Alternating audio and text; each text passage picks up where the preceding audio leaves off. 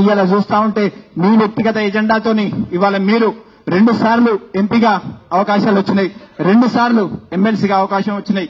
ఇదే సామాజిక న్యాయం పాటించాలనుకుంటే ఏ సామాజిక న్యాయం పాటించాలని మీరు మాట్లాడుతుండ్రు.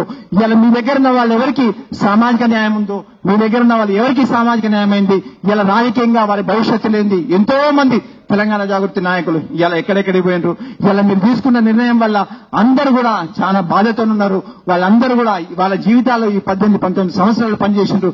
వాళ్ళ జీవితాలు ఇలా ఏం కావాలి, వాళ్ళకి ఎవరు సమాధానం చెప్తారు, వాళ్ళు ఎక్కడికి పోవాలి? ఇలా మేము మీరు ఏ రాత్రన్నా పగలన్నా ఏ మీటింగ్ అయినా కూడా రాత్రి పగలు మీకోసం పనిచేసినాం. మీరు ఇలా తీసుకున్న నిర్ణయం పట్ల మేమందరం కూడా చాలా బాధగా ఉంది.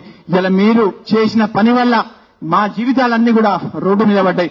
ఇలా మా జీవితాలన్నీ కూడా మేము ఆలోచన చేసుకోవాల్సిన పరిస్థితి ఏర్పడ్డది. కాబట్టి మేము మీరు ఏ నిర్ణయం మీరు చెప్పిన అన్ని కూడా పనిచేసి మీకు గౌరవంగా మర్యాద ఇచ్చినాం. కానీ మాకు దక్కవలసిన మర్యాద కానీ మాకు దక్కవలసినటువంటి ఏ విధానాలు కానీ మాకు దక్కలేదు. ఇలా ప్రతి ఒక్కరు కూడా గుండెల్లో బాధ ఉంది, ప్రతి ఒక్కరు కూడా ఆలోచనతున్నారు. ఇంకా చాలా మంది జిల్లాల నుంచి రావాల్సినది రాలేకపోయినారు, వాళ్ళు కూడా ఆలోచనలో ఉన్నారు.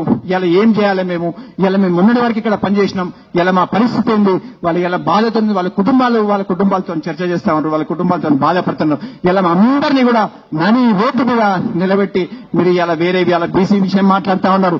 అసలు తెలంగాణ జాగృతి అనేది పక్కన పోయింది.